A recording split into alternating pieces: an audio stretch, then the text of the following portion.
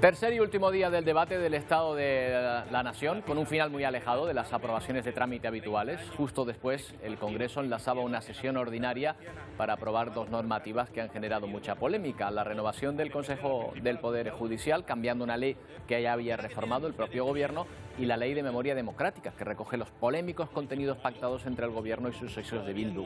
Esta es la imagen en directo ahora mismo del Congreso, en el debate en el que está participando ahora mismo el diputado del Partido Popular, Luis Santamaría. Todavía esas normas, aunque se han debatido, no se han votado. De haber sido condenados en reiteradas veces por el alto tribunal por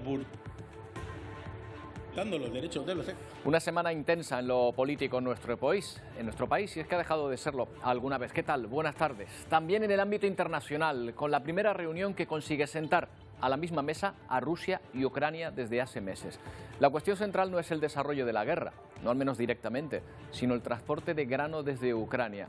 Con Turquía como anfitriona y la ONU de mediadora, el mundo busca un acuerdo que permita el transporte de grano a través de la salida de Ucrania al Mar Negro, controlado mayormente por Rusia. El acuerdo podría ser la llave para evitar una hambruna a nivel mundial.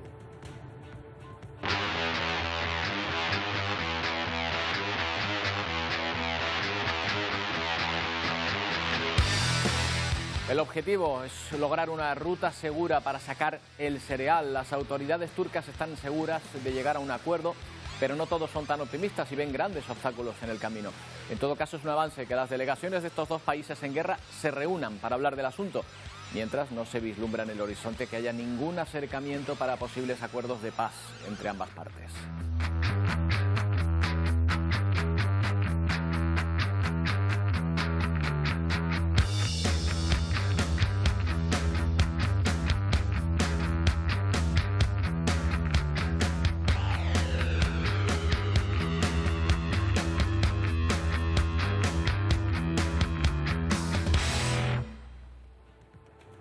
La amenaza de la escasez pende sobre un mundo donde se extiende la inestabilidad precisamente por el encarecimiento de la vida. En el continente americano, las protestas populares se extienden por Argentina, ante una inflación cada vez mayor, y por la paupérrima Haití, donde la calle ha vuelto a ser tomada por los manifestantes.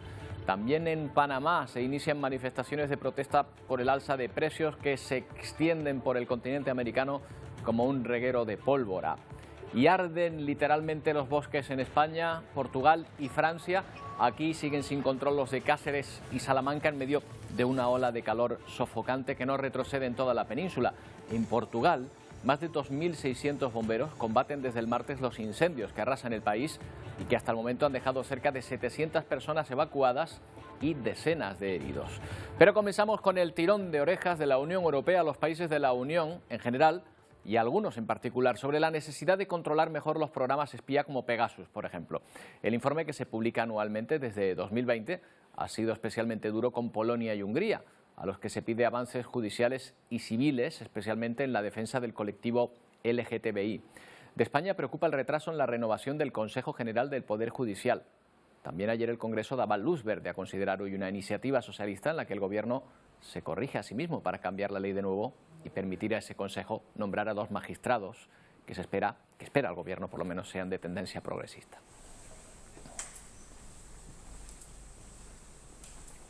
Bueno, pues está previsto que esa propuesta se apruebe hoy en el Congreso. Justo antes, la Cámara Baja ha debatido desde las 9 las 138 propuestas de resolución presentadas durante el debate de la Nación. Posteriormente, el Tratado de Renovación del Consejo General del Poder Judicial. Silvia Mascareño, buenas tardes.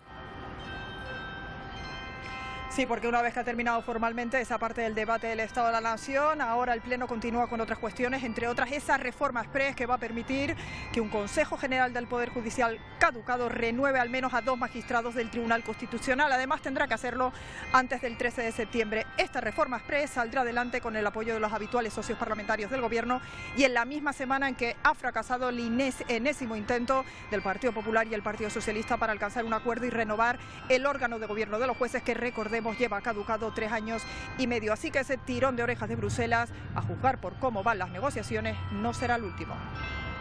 Otro tema con recorrido polémico es la Ley de Memoria Democrática, pactada por el Gobierno con sus socios, particularmente con Bildu. También hoy Silvia Mascareño quedará previsiblemente aprobada.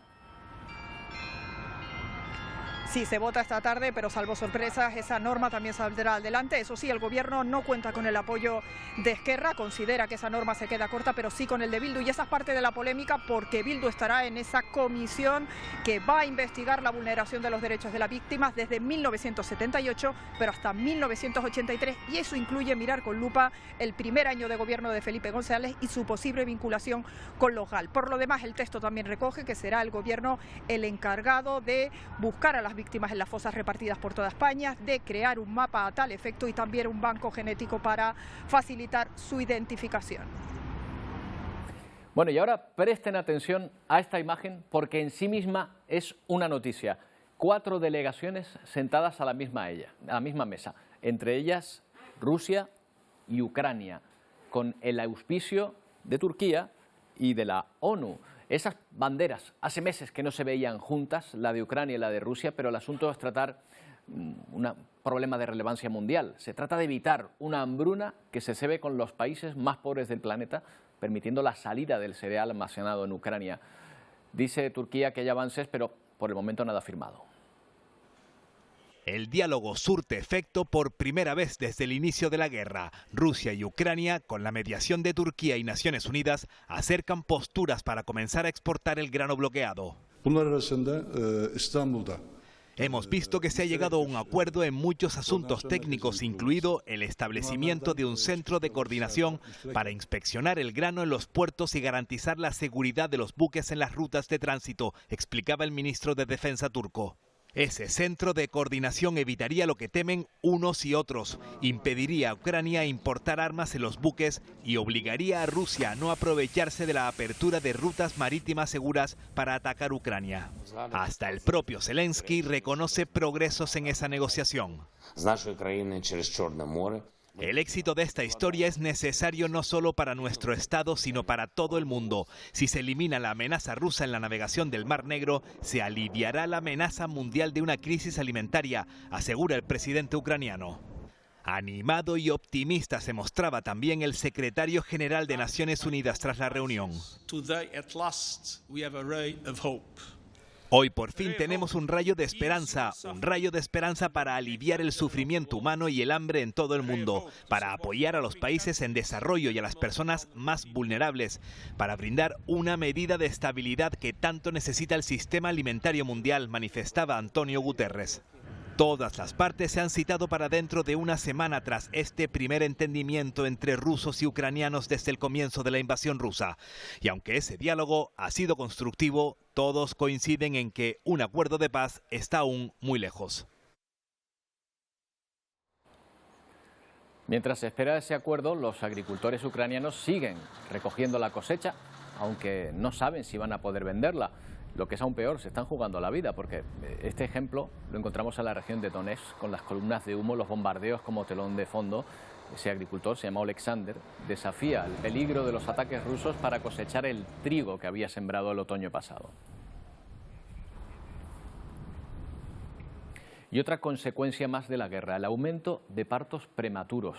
En este hospital materno-infantil, situado en medio de los enfrentamientos en la región de Donetsk, han detectado un aumento en los nacimientos prematuros por el estrés de vivir bajo los ataques rusos, algo que también se ha constatado en otras zonas de conflicto. Desde la invasión rusa, el 16% de los bebés han nacido de forma prematura frente al 12% habitual de años anteriores.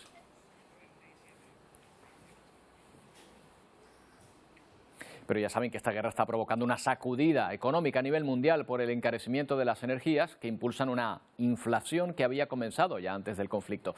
Desde Argentina hasta Corea del Sur, las protestas empiezan a extenderse pidiendo soluciones a una crisis de subida de precios en pleno apogeo. La problemática del campo, la falta de gasoil, la falta de insumos. Agricultores y transportistas bloquean Argentina por la inflación y sus consecuencias, y no están solos. Levantando barricadas con neumáticos, en Haití denuncian que hace semanas que no tienen gasolina, pero lo que sí tienen es toda una subida de precios en la cesta de la compra. Para quitarle al pobre, para darle al rico. Mientras que en Panamá son los obreros quienes denuncian un aumento de los costes, en parte provocado por el alza en el dólar. El combustible especialmente es desastre. Que obliga a los paraguayos a repostar en Argentina, formando largas colas en la frontera. Ya ha existido un impacto, sobre todo en los alimentos importados, lo que tiene que ver con la manzana, la pera, la uva. Y que en Colombia hace que todas estas frutas y otros productos de fuera sean cada vez más caros. No hace falta quedarse en América para comprobarlo. En Asia, en concreto en Corea del Sur, cierran más de 1.200 panaderías por la subida del trigo importado a Estados Unidos. Al mismo tiempo, los americanos dicen, la inflación es aquello en lo que más piensan, les hace fijarse más en los productos y ojo porque algunos notan signos de reduflación, es decir, suben los precios y reducen las cantidades. Y una historia particular pone sobre la mesa la difícil situación para víctimas de violaciones a las que muchos estados norteamericanos no permiten abortar bajo ningún concepto, tras la polémica decisión de la Corte Suprema de Estados Unidos que no lo considera un derecho fundamental. Es el caso de una niña embarazada tras una violación y que tuvo que cambiar de estado para poder interrumpir su embarazo. La niña solo tiene 10 años. Gerson Fuentes fue detenido el pasado 12 de julio por violar a una menor de 10 años. En esta vista previa reconoció los hechos y confirmó que abusó de la niña hasta en 2 ocasiones. Señor detective, ¿usted jura que el testimonio que va a dar va a ser la verdad, toda la verdad? 2 violaciones que provocaron que la niña se quedara embarazada. Ante la imposibilidad de abortar en Ohio tras pasar el límite legal por tan solo 3 días, viajó hasta Indiana para interrumpir el embarazo el 30 de junio. Solo 10 años y está traumatizada. Viajar para abortar y quién sabe, dice Biden, salvar su vida. Indiana, to seek to terminate the presidency and maybe save her life. En Ohio está prohibido el aborto después de la 6ª semana, sin excepciones por violación o incesto. Una ley que entró en vigor pocas horas después del fallo de la Corte Suprema el 24 de junio que eliminaba el derecho constitucional al aborto. La víctima fue llevado afuera del estado para una aborción, para terminar su embarazo médicamente. Este caso ha avivado la polémica y está siendo aprovechado por los partidos más conservadores como un arma contra la migración ilegal y las políticas de frontera de Biden. E incluso el fiscal general de Indiana ha anunciado que enjuiciará a la doctora. El violador confeso de 27 años ha sido procesado por el delito y se le ha impuesto una fianza de $2 millones. El próximo 22 de julio se dictará sentencia. Bueno, un asunto que ya hemos comentado con nuestra colaboradora María Rosman, que nos acompaña aquí esta tarde. María, ¿qué tal? Hola, buenas tardes. Bueno, esto es un ejemplo extremo de una situación que se está dando ya casi, o que se puede dar en más de la mitad de los estados, ¿no? Exactamente, bueno, extremo hasta cierto punto, porque son aproximadamente unos 7.000 casos que se conozcan, claro, porque seguro que hay más, de menores de 13 años que quedan embarazadas cada año en Estados Unidos. O sea, es el que conocemos, hay muchísimos más y muchos de ellos, por supuesto, que tienen que ver con casos de incesto, de violación, y en Estados Unidos, en muchos estados, como tú decías, Roberto, ni siquiera la excepción por incesto o violación se reconoce ahora como una de las causas para poder permitir un aborto. Claro, no es que se obligue o se prohíba, y lo hemos insistido en este punto por esa decisión de la Corte Suprema, el aborto en todo el país, sino que los estados pueden decidir sobre si lo prohíben o no. Y claro, son muchos, más de la mitad los que tienden a reducirlo al máximo.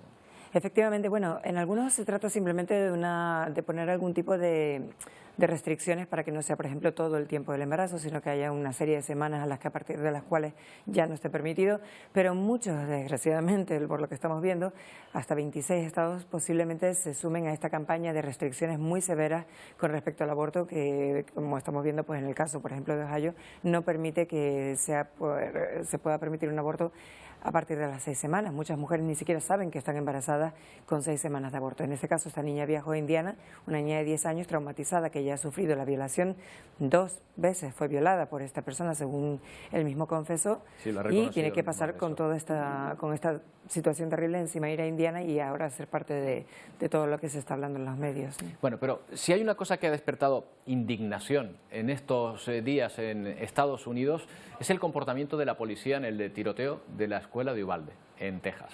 Ayer, pudimos ver aquí también en este programa, se publicaban las imágenes de esta operación y volvía a discutirse si se actuó de manera correcta, porque los agentes llegan pues, apenas 3 minutos después de entrar el asesino. Sin embargo, esperan más de una hora, 77 minutos en actuar, tiempo en el cual pues, el asesino tiene tiempo para asesinar a esas 21 personas, 19 de ellas niños. Esto, claro, en Estados Unidos ha provocado una enorme conmoción, ¿no? Por supuesto, porque en cualquier situación en Estados Unidos, aunque sea solamente un policía, tiene que hacer frente, en este caso, a un pistolero para detener de alguna manera esa acción asesina que tiene de acabar con la vida de tantas personas, ¿no?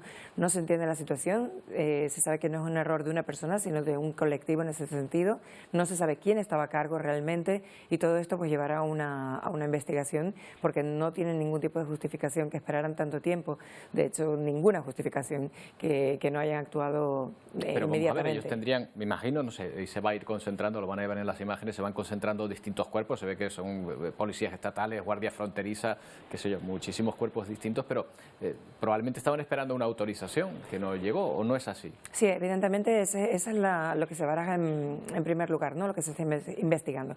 El comisionado de la policía ya dimitió, se está tratando de ver a quién le correspondía, en este caso, coordinar las acciones y parece ser que esa fue la situación, pero volvemos a lo mismo, estamos hablando de un pistolero en un colegio que está asesinando a personas, niños, y la policía en este caso está de testigo sin actuar, ¿no? Entendemos que también uno de los policías, uno que se ve con el teléfono, que mucha gente pues ha dicho que sangre fría estar al teléfono mientras esto está ocurriendo, estaba realmente hablando con su mujer, que era una de las profesoras que murió, que ella le estaba enviando un texto diciendo que la habían herido y se estaba muriendo.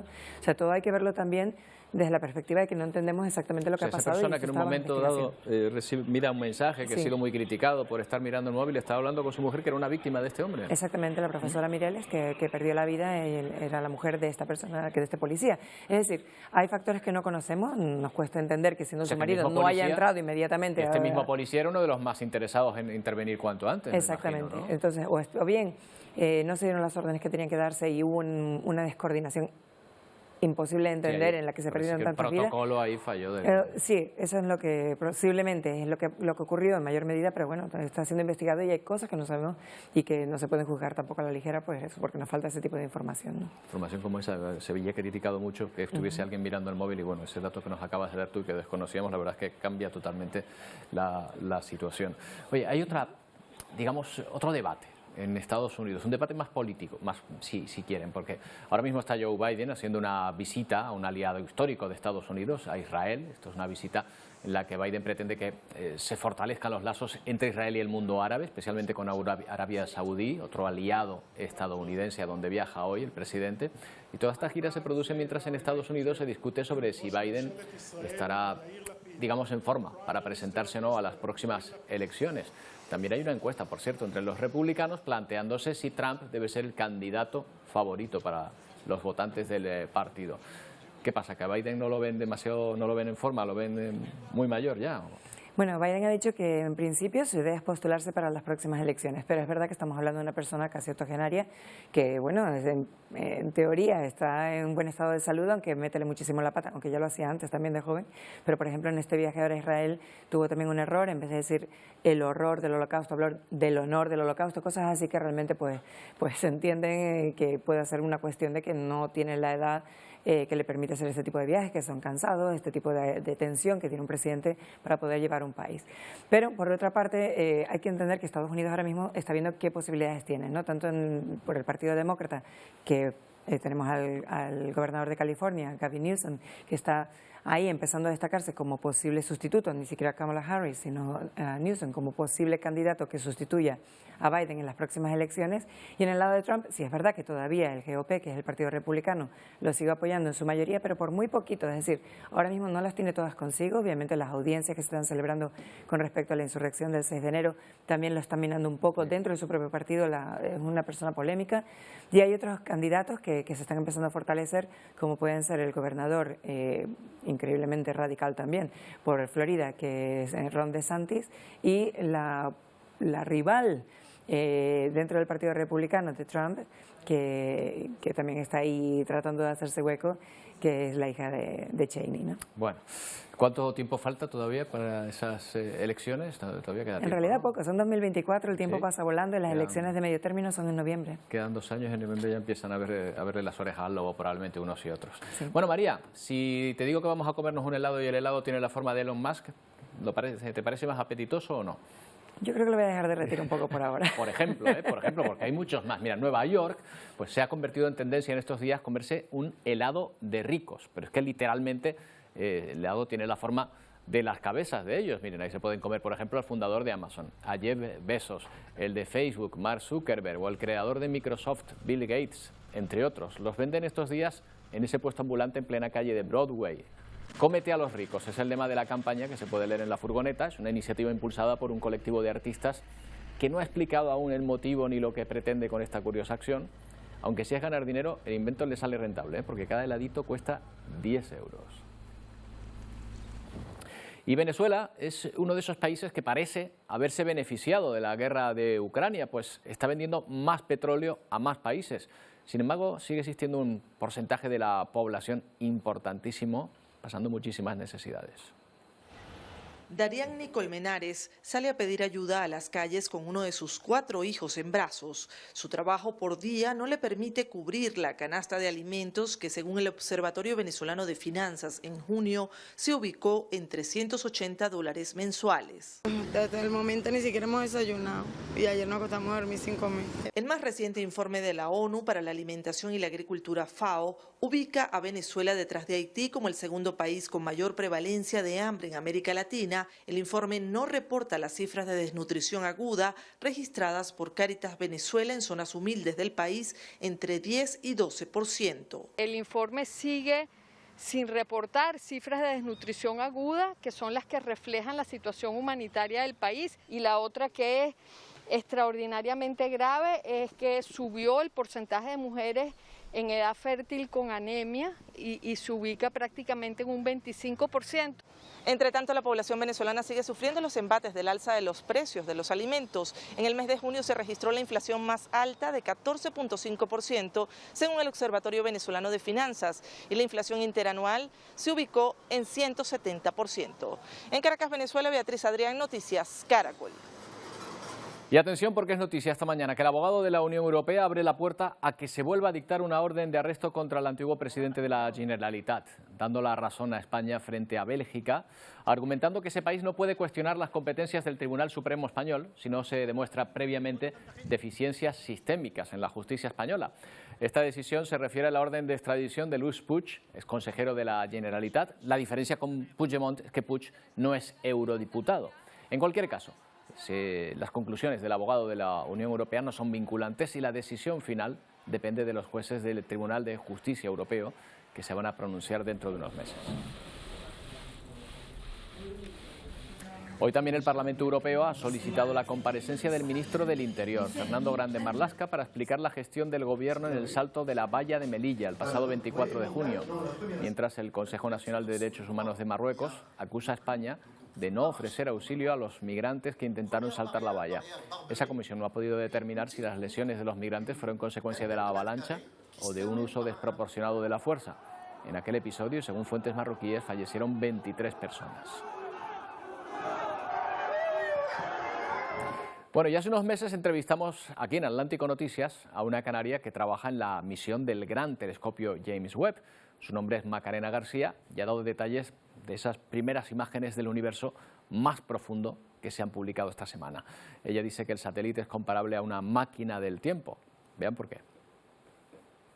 Nunca se había podido fotografiar al universo más lejano de esta manera, con imágenes en alta resolución y con tantísima calidad. Un trabajo en conjunto de la NASA, la Agencia Espacial Europea y la canadiense ha puesto en marcha el James Webb, el telescopio más grande y moderno de la historia.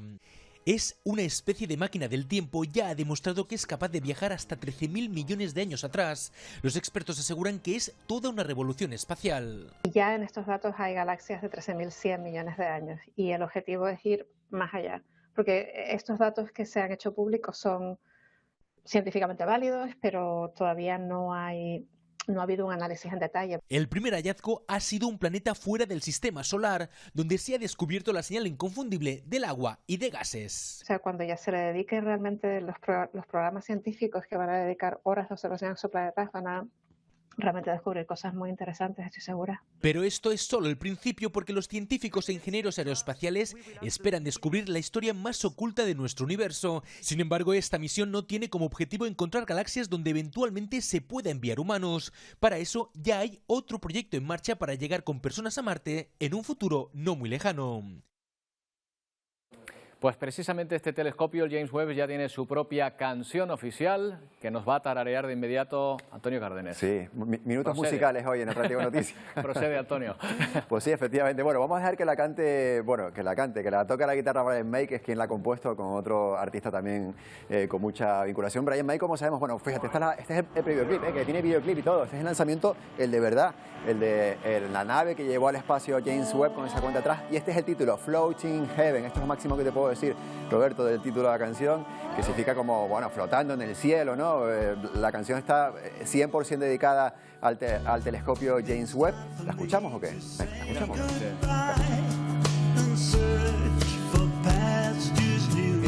Tiene un punto McCartney, ¿no?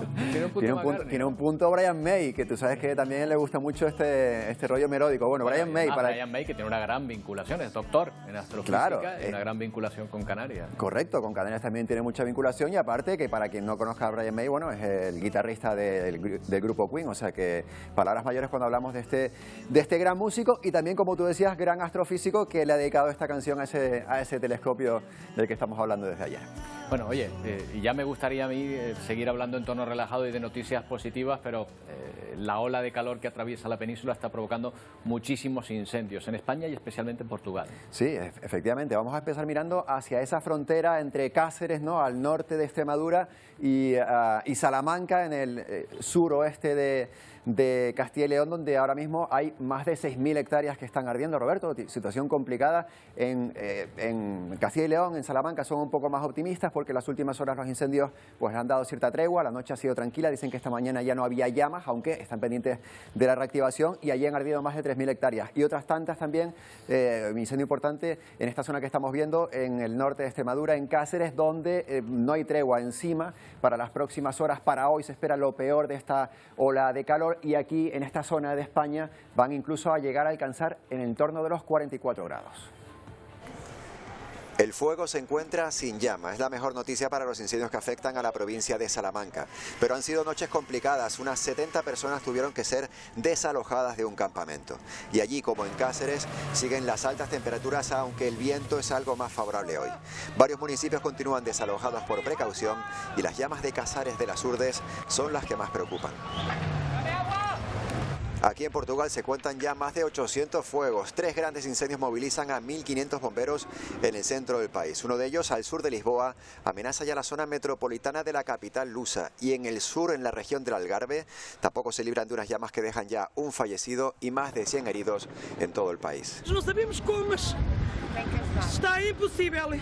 Al mismo tiempo que ocurre esto en España y en Portugal, en el suroeste de Francia, cerca de Burdeos, han ardido más de 3.000 hectáreas de pinar, y las llamas han alcanzado los 30 metros de altura.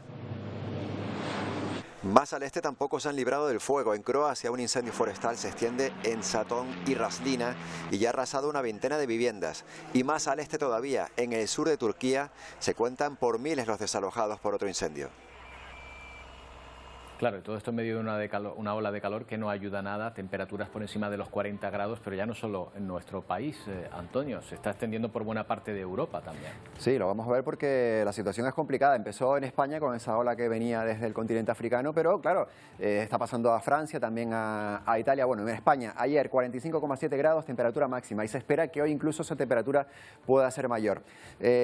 No se espera, dice la Agencia Estatal de Meteorología, que se bata ese récord de 47 y pico, que fue el récord histórico, que fue el año pasado, en agosto del año pasado, cuando se detectó, cuando se registró también en Andalucía. Vamos a ver un mapa, Roberto, de las temperaturas registradas ayer en esta región del mundo. Fíjate cómo tenemos, bueno, en Canarias la máxima de ayer fue 30,3, no estamos nada mal ahí, tranquilitos, al margen de esta ola. Fíjate, una temperatura de 44 grados en el Sáhara, incluso 44 y pico, que es similares a las que estamos registrando en la península ibérica. Es decir, el Sáhara se ha trasladado, bueno, el calor del Sáhara se ha trasladado hacia la península. península. Como decíamos, fíjate, Portugal 39,4 ayer, en el norte de España 37,5, que también es bastante, y esa ola, como vamos a ver en la siguiente imagen, se está trasladando, y como decíamos, a otros lugares de Europa, fíjate. Bueno, esta es la previsión que hacemos como siempre, próximas 72 horas, y lo blanco, lo rosa, es ese calor intenso. Fíjate cómo en la península de Italia también está, en el sur de Francia también, donde veíamos suroeste ese incendio en Burdeos. Y lo último, vamos a terminar ya con la previsión del tiempo para mañana aquí en Canarias, que seguimos con temperaturas veraniegas, pero verano del nuestro, no verano de ola de calor, ¿eh? Esas máximas que estamos viendo aquí son de las capitales de las islas. La máxima para mañana se espera una vez más en las medianías del sur de Gran Canaria y podría alcanzar los 33, 34 grados. El resto seguimos con viento alisio, régimen de alisios y con más sol que nubes en general en todas las islas. Bueno, y esto nos permite ver también, Antonio, fenómenos magníficos como el que pudimos contemplar anoche en las islas.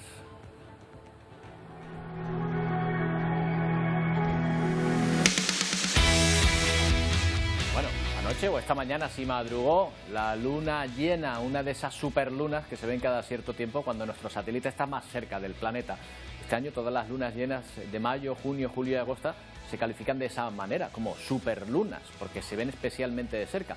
Miren las que han sido grabadas, las imágenes grabadas en nuestro archipiélago, algunas de especial belleza, desde esta, por ejemplo, el faro de Arinaga, en Gran Canaria. Con estas imágenes les dejamos. Llega Telenoticias 1. Nosotros mañana volvemos a las 2 de la tarde. ¡Feliz día!